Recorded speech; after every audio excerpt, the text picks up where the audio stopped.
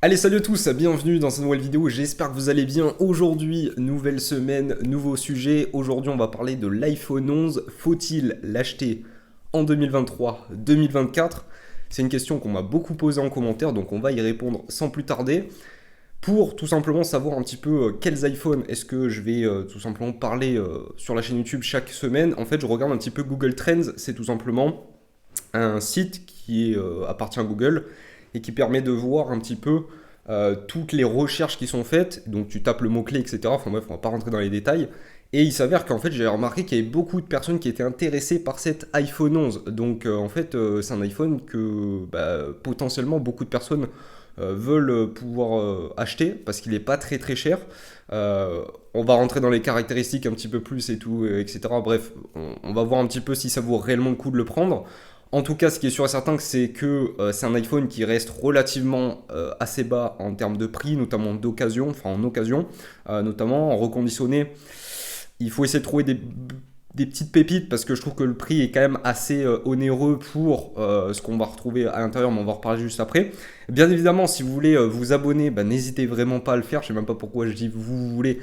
Si ce genre de contenu vous plaît, n'hésitez pas à le faire, ça fera super plaisir. Donc merci à tous pour votre soutien. N'hésitez pas aussi à lâcher votre plus gros pouce bleu, ça prend vraiment 2 secondes. Donc n'hésitez pas à le faire. Vraiment, je vous remercie d'avance. Et puis, comme d'habitude, on le dit, on le répète, etc. Mais ce contenu, il est gratuit. Donc si tu veux soutenir directement cette chaîne YouTube, n'hésite pas à le faire. Tu as des liens Back Market, tu as des liens Amazon, tu as des liens Boursorama, tu fais ce que tu veux. Bref, tu as plein de bons plans dans la description. Donc si tu as envie de soutenir la chaîne et en même temps de pouvoir profiter de quelques bons plans, n'hésite pas à checker. Donc voilà, ça me fera super plaisir. Et puis Back Market, vous avez 10 euros de réduction sur votre commande. Vous avez Amazon, vous pouvez directement soutenir la chaîne via les liens traqués dans la description. Ça vous coûte rien de plus. C'est juste que voilà, si tu as envie de commander par Amazon, passe par le lien, ça me soutient. Amazon sait que tu es passé par moi et va me reverser une petite commission. Donc c'est toujours cool. Et puis Boursorama, bien évidemment, si tu ouvres un compte bancaire, tu as une centaine d'euros d'offert en ce moment. Donc c'est toujours très très cool, ça soutient la chaîne et puis toi ça te permet de bénéficier aussi de quelques réductions, même parfois de quelques grosses réductions, donc c'est toujours cool. Donc merci à toi, on va passer au sujet, faut-il acheter l'iPhone 11 en 2023-2024? C'est la question à laquelle on va essayer de répondre. Bien évidemment, je l'ai remarqué dans les derniers tournages, je regarde souvent ici parce qu'en fait j'ai le retour vidéo, vu que je filme à mon iPhone, avec mon iPhone, et la caméra est juste ici, tu vois. Donc si je regarde pas exactement la caméra, c'est pas très grave. Il faudrait que je me mette beaucoup plus loin, tu vois, mais c'est pas grave, on s'en fout. Le plus important, c'est que je te parle et que je te raconte un petit peu mon point de vue. Donc ce qu'on va faire directement, c'est qu'on va se retrouver sur mon ordinateur, hein, clairement, pour te montrer un petit peu qu'est-ce que tu peux retrouver sur le marché, qu'est-ce qui vaut réellement le coup, etc. Donc, on va directement marquer iPhone 11 pour voir un petit peu ce qu'on va retrouver. Clairement, là, on retrouve des bonnes petites affaires. Alors, quand je dis bonnes petites affaires, c'est-à-dire qu'on est sur un prix qui est en dessous de 300 euros. Est-ce que ça vaut réellement le coup? On va voir que pour le prix de l'iPhone, je vais peut-être te tourner vers d'autres alternatives. Mais encore une fois, ça va dépendre du prix auquel tu vas pouvoir le trouver. Donc, ce qu'il faut retenir, c'est qu'on a un prix qui est aux alentours, qui avoisine les 300 euros. Ce qu'il faut retenir sur cet iPhone, et clairement, on a fait une vidéo il y a 2 ans, je crois, en 2020, non, peut-être 2022, je ne sais plus exactement. Enfin, il y a au moins un an, on a fait une vidéo sur cet iPhone 11 aussi. Je te disais, est-ce que je te le recommandais, etc. Bien évidemment que je te le recommandais. Aujourd'hui, on arrive sur une fin de cycle. Clairement, l'iPhone 10, si je dis pas de conneries, n'est plus mis à jour. Il est plus mis à jour, il me semble. On a l'iPhone 10R, c'est le dernier iPhone, donc c'est la dernière année. Donc l'iPhone 11, il a encore un an de plus. Donc l'iPhone 11, il a encore cette année, plus l'année prochaine, pour être mis à jour. Alors, moi je vois avec mon frère ou quoi, on me dit les mises à jour ça sert pas à grand chose. Bah si, les mises à jour déjà d'une, ça te permet de bénéficier des dernières nouveautés sur sur ton iPhone, hein, même s'il est ancien, parce qu'Apple met à jour plein de choses, plein de petites fonctionnalités qui sont très très cool à avoir sur un iPhone, je trouve. Et deuxièmement, c'est tout simplement pour la sécurité en fait, parce que il y a plein de piratages qu'ils ont fait et Apple fait régulièrement des mises à jour, des petits correctifs de sécurité, on nomme ça comme ça, pour tout simplement essayer de corriger des petites failles qui pourraient y avoir faites notamment par des hackers, etc. Donc, l'idée c'est d'avoir un iPhone quand même qui soit mis à jour. Enfin, moi je vois pas trop l'intérêt sinon. Ceux qui veulent l'iPhone 10R et les iPhones en dessous, ça sert complètement à rien. Pour moi, ça n'a aucune utilité.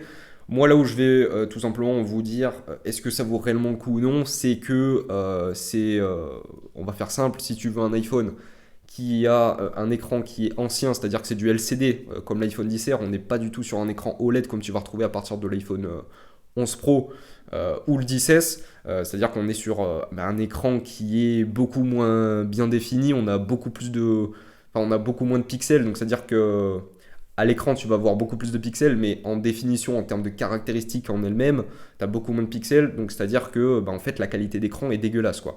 On va pas se le cacher. Et pour avoir fait le test et la différence, clairement, tu vois réellement la différence, surtout en venant d'un iPhone XR il y a quelques années moi-même. Quand je suis passé sur un iPhone OLED, je peux dire que tu vois réellement la différence. Donc, c'est pour dire qu'à ce moment-là, si tu veux un écran qui soit plus dégueulasse, où tu t'abîmes un petit peu plus les yeux. Après, au niveau de la taille de l'écran, on est très très bien. Au niveau de la batterie, c'est bien, mais c'est pas foufou, hein, clairement, ça reste une batterie d'iPhone 11, et en plus de ça qui va être utilisée puisque l'iPhone a quelques années, donc encore une fois, il faudra peut-être la changer, à part si tu l'achètes en reconditionné, etc., où tu as une certaine garantie de la batterie, mais encore une fois, c'est peut-être des batteries qui ont été changées, qui ne sont pas des officielles, et donc dans ce cas-là, tu vas peut-être te retrouver avec des batteries qui vont peut-être durer 1 an, il faudra encore débourser de l'argent.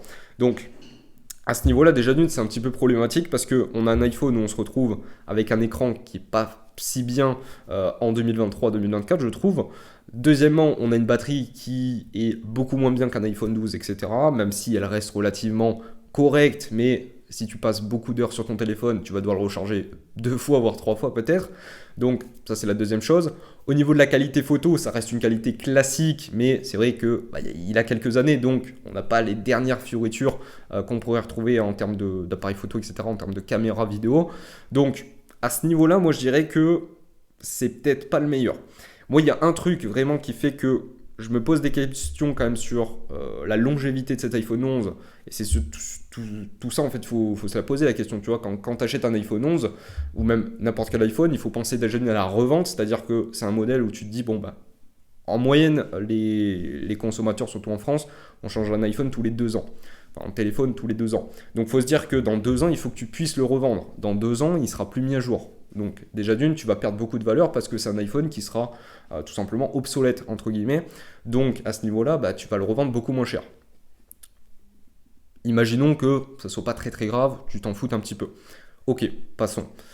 Deuxièmement, est-ce que cet iPhone va répondre à des besoins que d'autres personnes vont avoir dans 2 ans? Moi, je te donne un exemple et c'est pourquoi, pour moi, l'iPhone 11 ne vaut plus trop le coup. Hormis, on va le voir juste après, si tu arrives à le trouver à un très très bon tarif, mais on va y venir juste après. Moi, pour moi, le seul truc qui me pose réellement problème sur cet iPhone 11, c'est tout simplement la connectivité.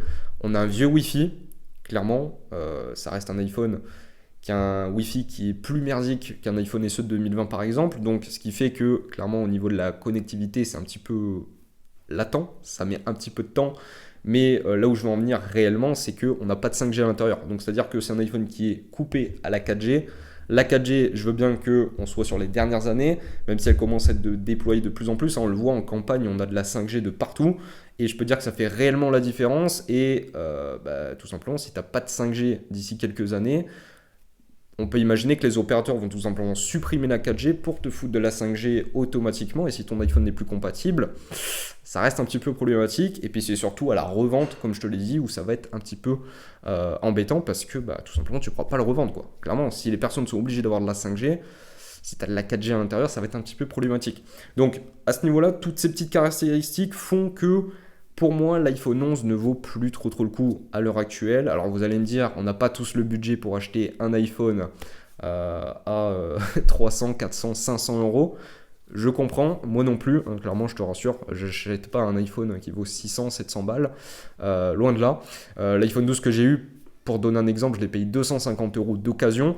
Et je l'ai payé directement sur Le Bon Coin. Ça n'est pas du tout sponsorisé, mais moi je t'invite directement, j'en ai vu sur Le Bon Coin, à aller checker si tu veux acheter sur Le Bon Coin des iPhone 11 parce qu'ils sont beaucoup moins chers. Tu vas essayer de les trouver, tu vas pouvoir les trouver en dessous de 200 euros, ça c'est sûr et certain. Si tu arrives à trouver des bonnes affaires, j'en ai déjà trouvé à 150, 190, 180, tu essayes de négocier, tu vas essayer de tomber sur les alentours de 150 euros. Là, je peux te le dire, c'est une très très bonne affaire parce que si même tu veux le revendre d'ici 2 ans, voilà, imaginons que tu l'as passé, etc. Peut-être que la batterie sera un petit peu usée et peut-être que la batterie va être un petit peu usée sur les iPhones sur Le Bon Coin. Il faudra peut-être que tu la changes, mais imaginons que dans 2 ans, elles sont encore correctes. Tu peux peut-être estimer de le revendre aux alentours de 100 euros, 120 euros, 130. parce que là il est à 300 euros sur des sites de reconditionnés, donc c'est aussi sur ça que se basent les gens pour revendre.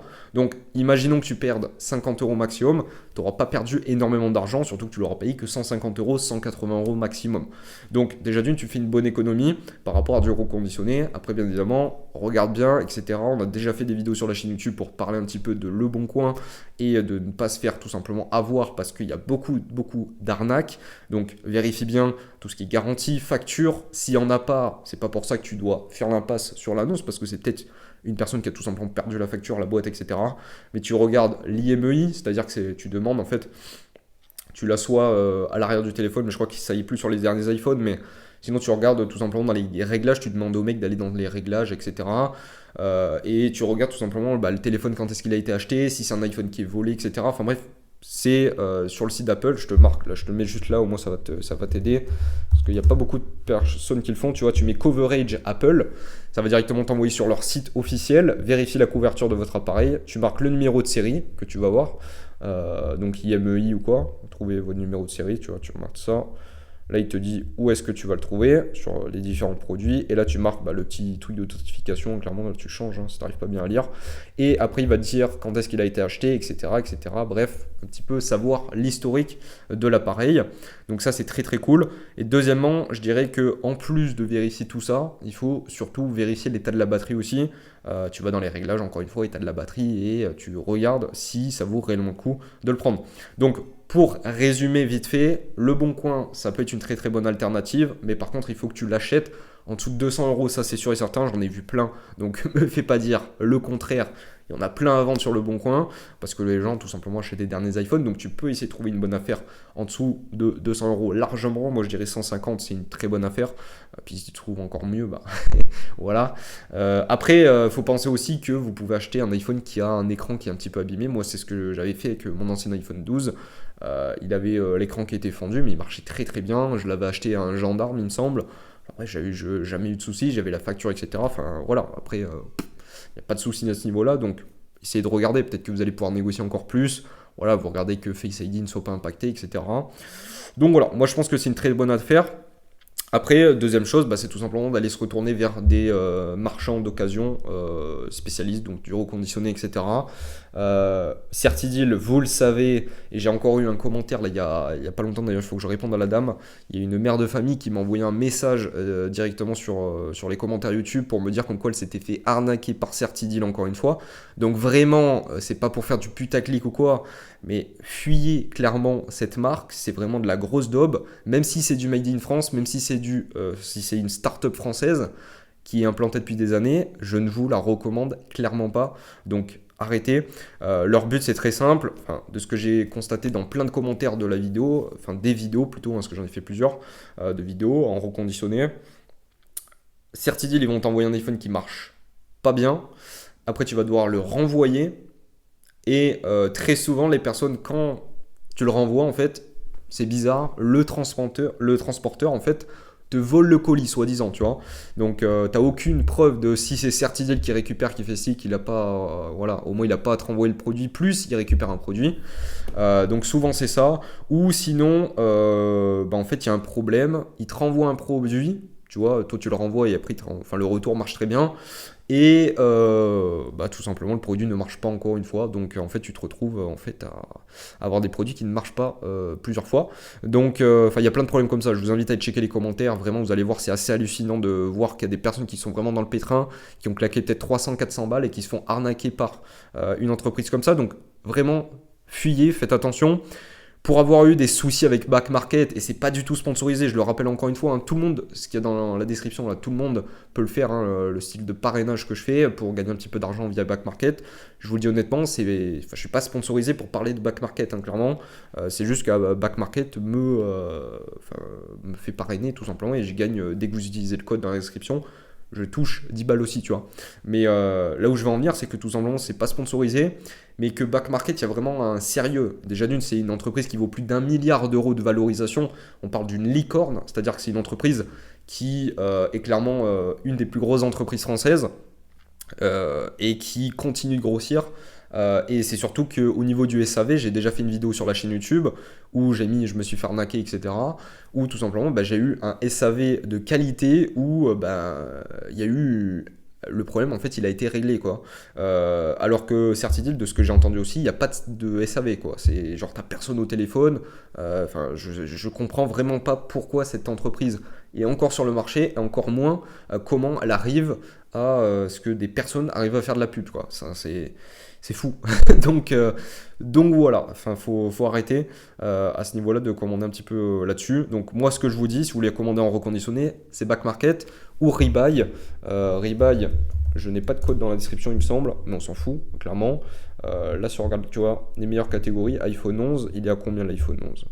Je sais pas s'il est moins cher, mais iPhone 11. Ils ont même pas d'iPhone 11 classique à vendre là? Ah non, c'est 11 Pro. Attends, iPhone 11. 309, 357, 305. Il est un petit peu plus cher, alors que si on va sur Back Market directement, si on marque iPhone 11, je pense qu'on est un petit peu mieux, clairement. 309, 304. Tout à l'heure, il était un peu moins cher. Ça dépend, hein, je vous l'ai dit. De toute façon, je vous l'ai déjà dit sur la chaîne YouTube. 305, ouais, il n'est pas forcément. Après, là, vous avez Fnac aussi. Merde, ça s'ouvre pas. Vous avez la Fnac reconditionnée aussi. On a déjà fait une vidéo il n'y a pas très longtemps où j'ai acheté mon Apple Watch Ultra là-bas. Vous pouvez aller checker aussi. Bref, je vous invite vraiment à aller checker. Mais les sites que je vous recommande, tout simplement, il n'y en a pas 50 000. Et on va résumer tout simplement ce qu'il faut faire. Donc, c'est soit tu achètes sur le bon coin, tu décides de me le trouver en dessous de 200 €, je dirais aux alentours de 150, c'est une très bonne affaire. Soit tu pars sur du reconditionné. Le neuf, n'y pense même pas, de toute façon, tu n'en as même plus du neuf, hein, clairement, parce que c'est un iPhone qui est obsolète, enfin qui est ancien, quoi. Apple ne le vend plus personne ne le vend.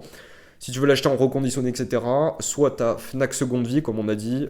Tu as une vidéo sur la chaîne YouTube. De toute façon, toutes les marques, il y a une vidéo sur la chaîne YouTube normalement, à part Rebuy peut-être. Si Rebuy, je crois que j'ai fait une vidéo sur les AirPods ou quoi. Bref, j'ai déjà testé tous les services. En tout cas, je sais pas si j'ai fait une vidéo, mais je crois que si. Donc, il y a Fnac Seconde Vie, soit Rebuy, soit Back Market. Certidil, niet. Tu vas pas là-bas.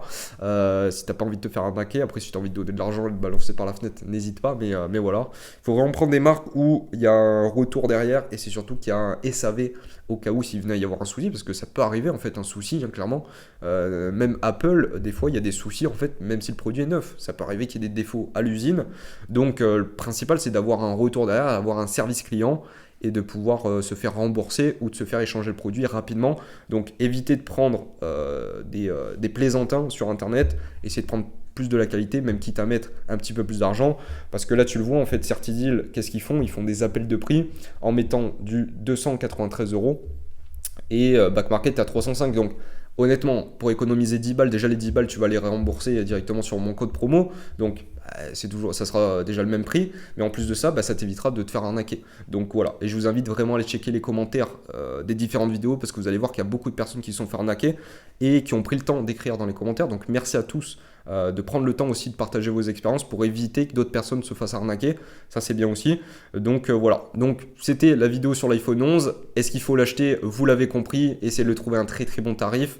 Après, bien évidemment, en termes d'alternatives, moi je partirais plus sur l'iPhone 12, iPhone que j'ai actuellement, qui coûte pas très cher. Vous pouvez trouver en occasion aux alentours de 250-300 € maximum, si vous trouvez encore une fois des bonnes affaires sur le bon coin. Mais sinon, vous pouvez essayer d'aller checker sur Back Market, etc. De toute façon, j'ai fait une vidéo récemment, je crois que c'est la précédente vidéo en fait, où je vous dis que l'iPhone 12 c'est le meilleur iPhone rapport qualité-prix.